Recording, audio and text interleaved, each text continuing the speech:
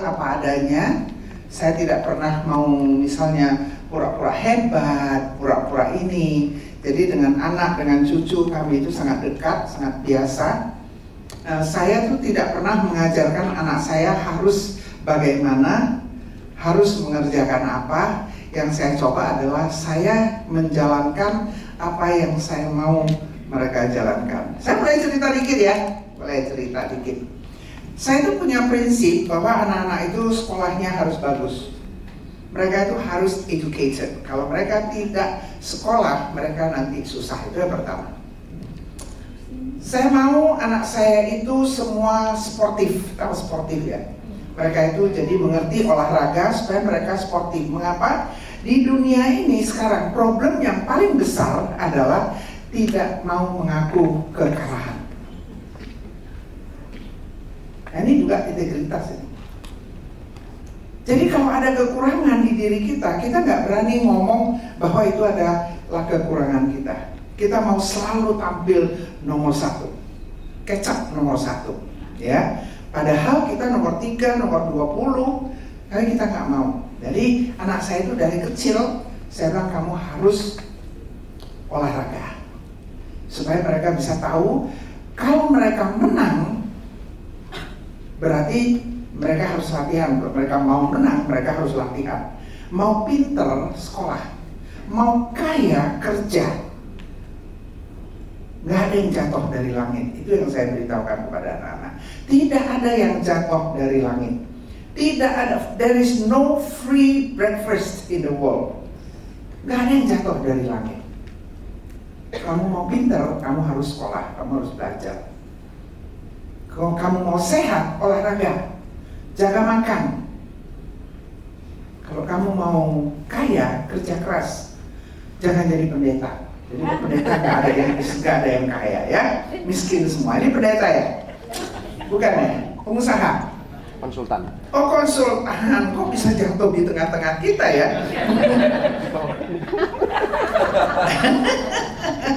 Nah itu adalah prinsip saya pertama. Jadi anak saya itu dari kecil saya sudah kirim mereka olahraga. Karena dulu susah, jadi olahraganya itu yang paling murah itu berenang. Berenang kan hanya cukup pakai kolor, udah bisa berenang ya kan. Jadi anak saya itu semua perenang nasional.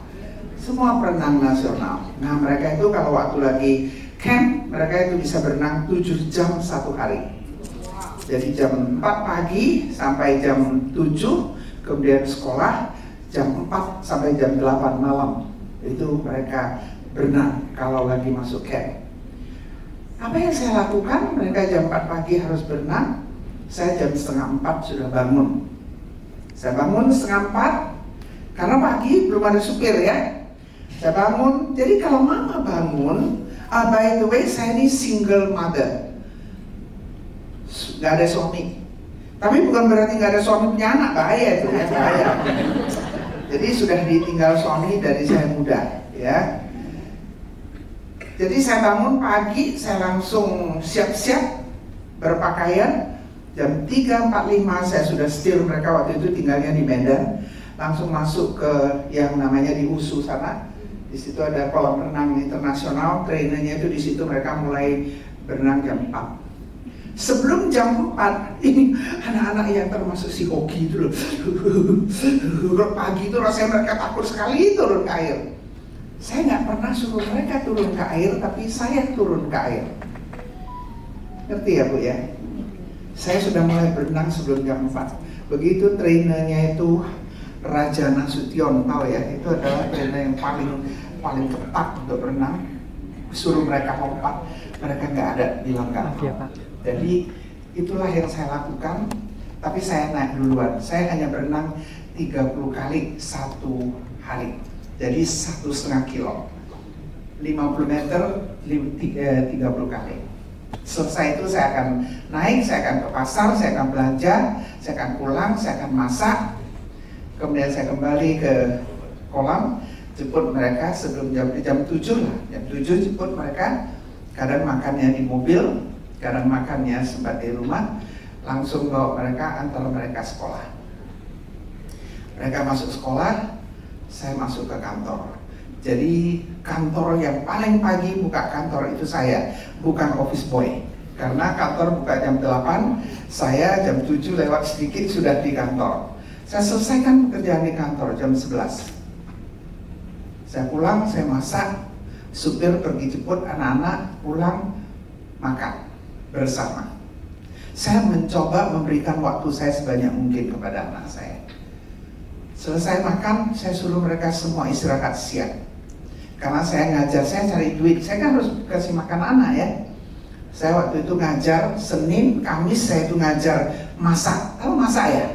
Di sini ada nggak yang ngasih masak? Biasanya kalau udah pendeta itu udah nggak masak ya. Masih ya. Jadi saya ngajar masak. Senin, Kamis ngajar masak. Selasa, Jumat saya ngajar bikin kue.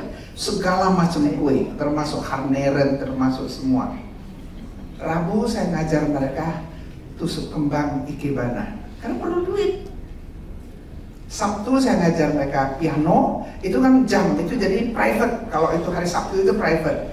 Ada yang piano, ada yang belajar bahasa Inggris untuk ibu-ibu dharma wanita yang tidak bisa berbahasa Inggris tapi nggak mau pergi kuliah bahasa Inggris.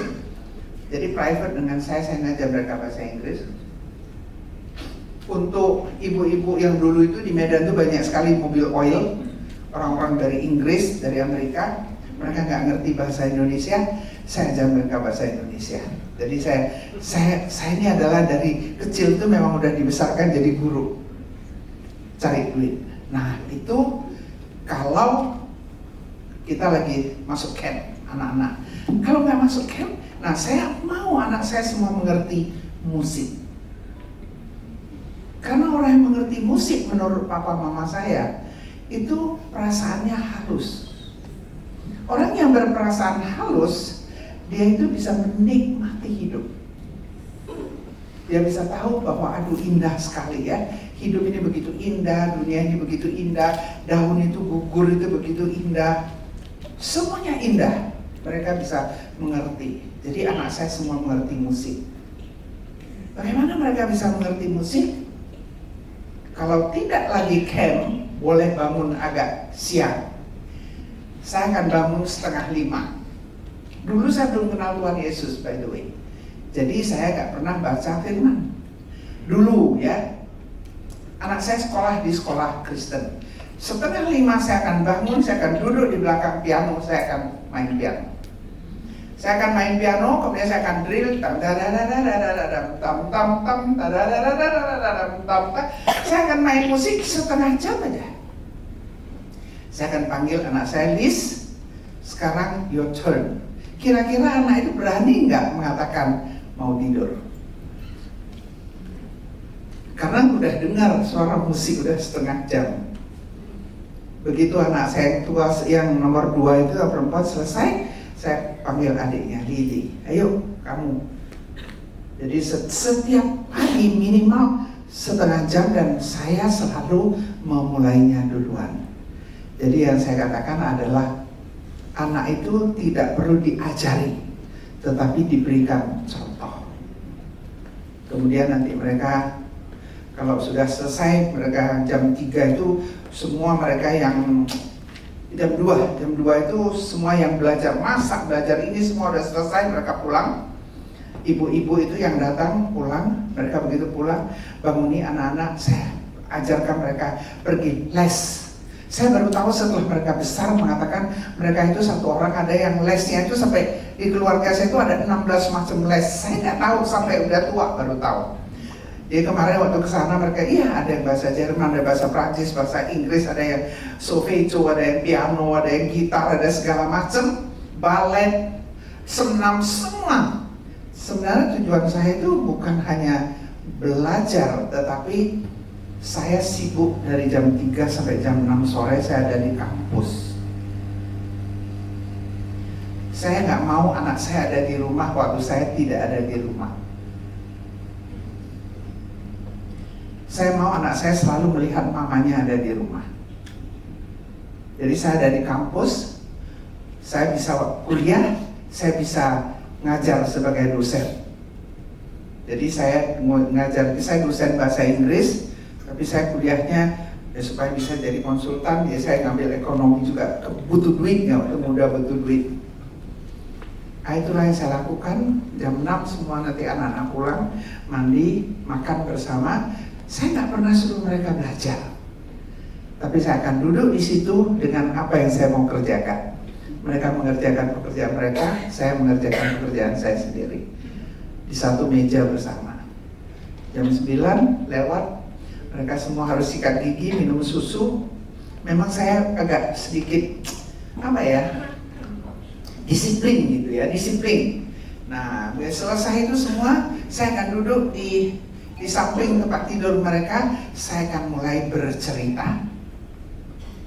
Saya suka cerita. Dulu nggak ada pendeta yang mau dengar saya, jadi anak-anak saya harus dengar ya. Jadi cerita saya belum kenal Tuhan Yesus. Jadi cerita saya mulai dari putri hijau, ular putih, sungokong, semua itu ya. Andi Kundang, segala macam ya kan. Karena saya baca semua buku, saya baca mulai dari bahasa Belanda, bahasa Inggris, bahasa Mandarin. Jadi ceritanya itu mulai dari Sungokong ya, semua itu saya ceritakan. Saya belum kenal Tuhan Yesus sampai mereka tidur. Jadi sampai hari ini mereka suka dengar suara saya. Saya udah jawab, Bu. Udah jawab? Oke, udah. Jawabannya panjang ya. Ada lagi yang mau bertanya? Kok nggak ada yang tanya integritas ya?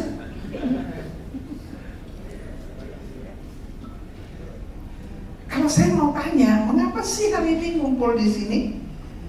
Ibu, ngapain datang? Saya rindu belajar. Rindu? Iya, mau belajar. Pendeta ya? Ini saya mau tanya pendeta ini, terima kasih. Ini yang mana ini pendeta? Ngapain sih kemari? Kalau wajahnya si pendeta ini pasti. Bukan ya? Ini pendeta ya? Iya, oke. Ngapain pendeta kemari? Belajar apa? Belajar dari Saya mau kita tahu, apapun yang kita lakukan harus ada tujuan. Ngapain kita kemari? Sudah tahu apa yang kita mau pelajari? Sudah tahu ya? Waktu kita 45 menit saudara nggak cukup, pasti nggak cukup. Makanya saya bilang, apa yang Anda mau tanya? Kalau enggak akan cukup untuk menyelesaikan yang namanya integritas. Tapi ya, kita harus tahu apa yang kita mau tanya, apa yang kita mau dapatkan, supaya saya bisa lebih fokus. Apa kira-kira yang Anda pertanyakan dalam hidup ini, dalam pelayanan? Yes.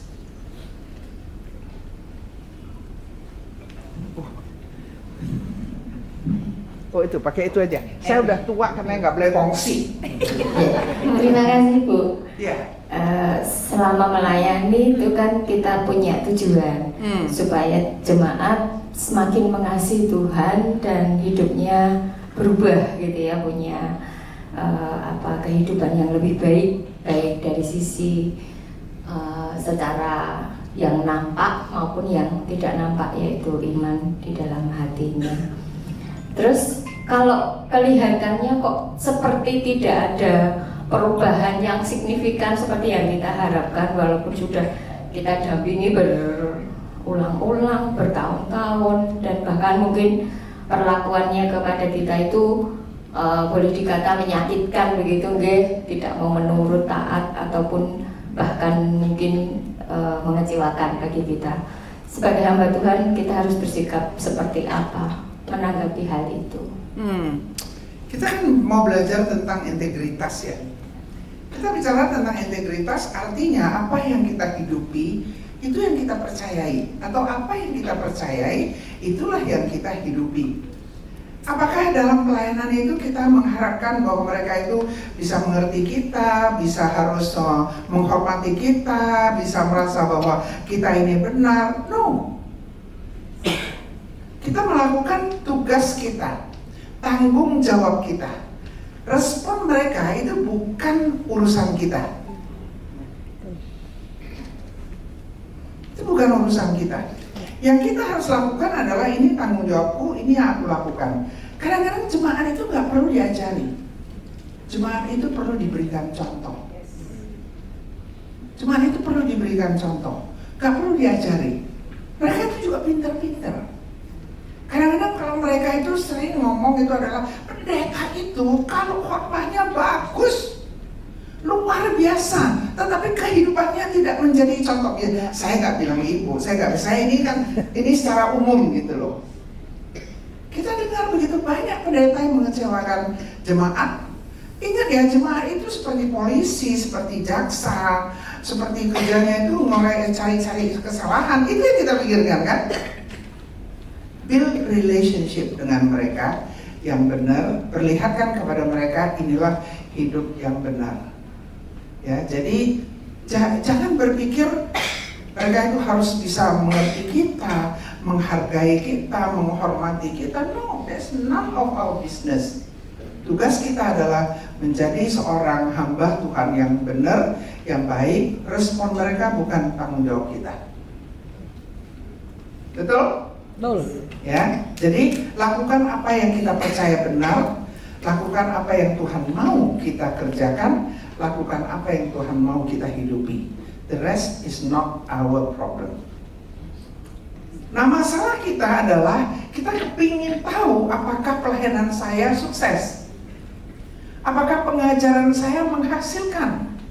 Kita selalu kepingin mengetahui hasil itu bukan hak kita. Dan bahkan saya berani mengatakan bukan tanggung jawab kita.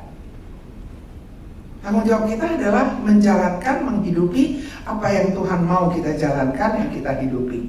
The rest is not our problem. Misalnya ada orang yang menanam benih. Ini benih kok nggak tumbuh-tumbuh. Pada waktu benih itu tumbuh, pada waktu itu menghasilkan, dituai, kita mungkin udah nggak ada, udah mati. Apakah kita tidak berhasil? Kalau mau cerita hasil, saya itu adalah orang yang paling tidak berhasil. Saya mau anak saya itu menjadi pengusaha. Saya ini pernah miskin. Saya pernah tidur di bawah jembatan. Anak saya yang paling tua lahirnya di bawah jembatan. Nggak ada makan, nggak ada tempat tidur, nggak ada minum. Saya mau anak saya itu jadi pengusaha. Zaman dulu tahun 60-an, jadi kalau bisa anak itu ya hanya dua pilihan, dokter atau insinyur atau ekonomi. Nggak satu pun anak saya yang mau jadi pengusaha. Nggak ada satu pun yang jadi dokter. Saya dulu pikir kalau anakku dokter, kalau aku sakit nggak usah bayar. Bodoh enggak sih? Saya nggak tahu kalau sakit itu ada jantung, ada stroke, ada segala macam. Itulah pikiran saya. Nggak ada anak saya, nggak ada yang mau. Jadilah anak saya insinyur semua. Saya mau mereka jadi pengusaha. Semua harus menjadi master di business administration. Jadi anak saya itu S2-nya itu semuanya MBA. Keren? Keren ya? Karena saya mau anak saya bisa cari duit. Saya mau anak saya jadi orang kaya. Siapa yang kepingin jadi orang kaya di sini? Angkat tangan. Angkat tangannya separuh, berarti kayaknya separuh, nggak kaya-kaya banget gitu ya. Nah, by the way, ini ada yang jaga jamnya nggak? Nggak ada ya? Ada ya? Oke. Nanti kalau jamnya habis ya itu nggak urusanku ya. Semua mau jadi orang kaya, saya mau jadi orang kaya. Anak saya semua harus belajar business administration. Nah, terjadilah anak saya paling kecil, begitu dia selesai dari ITB usia 21 tahun, langsung saya kirim ke Amerika ambil dia punya MBA. Itu anak pinter kayak mamanya. Kan malu dong ngakuin saya pinter ya kan. Jadi kalau bilang anaknya pinter kayak mamanya kan lumayan lah, separuh lah ya. Jadi pinter itu anak. 9 bulan dia sudah selesai MBA-nya. Sebelum dia selesai, dia sudah dikejar oleh perusahaan Amerika supaya dia itu bisa kerja di sana. Karena di sana itu kalau anak yang brilian itu sudah dicari tahun 80-an waktu itu. Jadi anak saya dicari, begitu dia belum selesai dia udah pilih dia nanti mau kerja mana. Gak usah tes. Dia pilihlah Anderson Consulting. yang berkam. Kok udah tinggal 5 menit, gimana sih? Saya belum mulai nih. Tarik waktunya, tarik balik ya. Tarik balik. Kok udah tinggal 5 menit, gimana? Saya belum ngomong ini. Tapi udah banyak denger ya.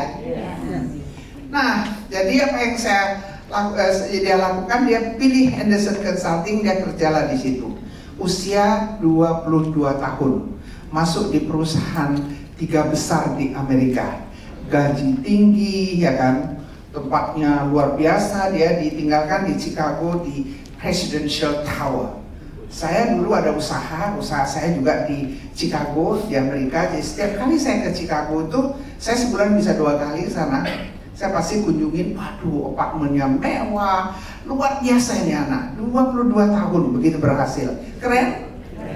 Saya tahu anak saya ini satu saat akan menjadi orang kaya karena dia hebat, ya. Mulailah dia kerja, gajinya 6 digit. Bisa bayangin, uang Amerika 6 digit zaman dulu itu besar sekali, tinggi sekali, dapat mobil, dapat rumah. Kalah lu Yotam, ya.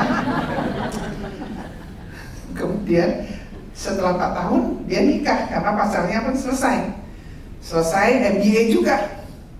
Selesai dia nikah, istrinya kerja di Colliers Jardine, tahu dong?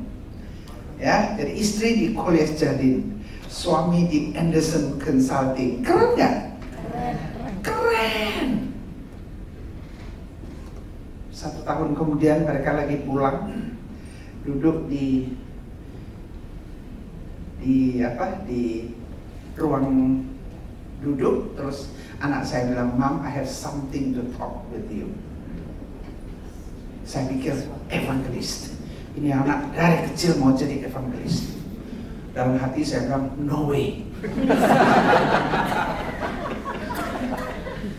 Saya bilang, "What?" Dia duduk, dia bilang, "Mom, saya siap menjadi pendeta." Alamak, saya pikir pendeta sih, emangnya lu gak ada kerja lain gitu loh. Emang di dunia ini gak ada lagi pekerjaan lain, kok mau jadi pendeta sih? Pendeta angkat tangan di sini, evangelis pendeta semua angkat tangan. Angkat tangan semuanya, mengaku. Ngapain kalian jadi pendeta ya? Aduh, hilang anakku. Hilanglah. Hari ini dia usia 58 tahun, tahun ini dia pensiun. Dia sudah 31 tahun jadi pendeta. Saya bilang, "Ngapain pensiun?" "Mam," dia bilang, "udah 31 tahun, udah saatnya kerjakan apa yang saya mau mengerjakan. Mungkin jadi konsultan, mungkin jadi konselor, apa segala macam. Ya udah, up to him." Tahun ini anak saya yang paling kecil sudah pensiun setelah 31 tahun jadi pendeta. Tapi rupanya gak miskin-miskin kali. Dan gak korupsi loh, gak korupsi, supaya tahu aja ya. Saya tanya sama dia, "Kamu jadi pendeta mau makan apa?" Karena pekerjaanku itu dengan pendeta. Aku lihat pendeta itu kalau anaknya sakit, kalau nggak ada yang dukung, nggak bisa masuk rumah sakit. Anaknya mau kuliah, kalau nggak ada yang bayarin, nggak bisa kuliah. Masa cucuku gitu nanti gimana? Saya bilang, "Kamu nanti miskin gimana? Kamu nanti nggak bisa hidup gimana? What will you do?" Mau nggak dibantu keluarga? Sombong. Mau nggak dibantu, didukung keluarga secara financial kalau kamu memang tetap mau jadi pendeta? Itu pertanyaannya, Mami. Dia bilang, "Mam, jangan lupa, saya ini insinyur dari ITB." Dia sombongnya lebih-lebih dari mamanya. "Saya ini insinyur dari ITB. Saya ini MBA dari Amerika." Keren kan? Zaman dulu nggak ada yang dokter-dokter. Dulu master aja udah hebat kali. Kalau sekarang dokter pun nggak laku. Nah, dia bilang, "Kami tahu bagaimana menghitung. Kami tahu." Dia bilang, "Mam, kami punya tabungan sedikit, nggak banyak. selama 4 tahun kerja ada sedikit tabungan, nggak banyak. Dan kami tahu, begitu kami terima ini panggilan, dengar nggak? Kalian jadi pendeta panggilan kan? Bukan karena mau cari makan kan? Begitu kami terima panggilan ini, maka kami tidak lagi bisa hidup semewah sekarang. We will never be able to live in such a luxurious life anymore. Dia pegang tangan istrinya, dia bilang, yes honey, we are ready for that. Kami sudah siap untuk hidup susah. Balik ya ke Indonesia, jadi pendeta. Coba bayangin, anak si Maimunah, si pengusaha yang hebat itu, jadi pendeta. Coba. Suami kakaknya dua-dua ditarik jadi pendeta. Ya udah, saya berhenti, udah 0 katanya. Anak saya yang paling tua, kamu tidak boleh jadi pendeta. Itu kawannya si Yotam, ya, gak boleh jadi pendeta. Dia gak jadi pendeta, tapi dia jadi ketua STT. Dosen di STT, dulu kaprodi di STT. Itulah anakku. Saya nggak tahu apakah itu namanya berhasil atau tidak, tetapi yang saya tahu Tuhan itu luar biasa. Amin. Amin, Tuhan itu luar biasa. Rupanya mereka nggak pernah kelaparan, dan anaknya dua-dua juga udah selesai. Yang satu sudah menikah, dia itu masternya di piano dari Boston University, dia ngajar di Singapura, jadi nggak pernah kekurangan makan. Bahkan makannya terlalu banyak, harus intermittent. Ini nggak selesai, saya nggak tahu. Kayaknya banyak yang saya siapkan. Ya apa boleh buat ya, nasib ya. Kita selesai, kita mau doa dulu. Nanti kita akan kembali. Saya mau tanya, nanti kembali kita mau belajar apa? Ini pelayanan. Udah belajar belum sih melayani dengan integritas? Udah belajar. Dari tadi udah belajar ini. Udah. Lucu juga. Oke. Ya doa. Kita tutup sesi ini ya. Mari kita doa. Terima kasih buat kehidupan yang dibagikan dari Mami, sehingga kami boleh belajar intro yang sangat menarik sekali, dan kami akan belajar terus di hari ini. Berikan kekuatan dan semangat untuk kami bisa finishing well, menyelesaikan semua hari ini dan pulang membawa kehidupan yang baru, keteladanan yang baru bagi banyak jemaat dan orang sekitar kami. Dalam nama Yesus kami berdoa. Amin. Amin.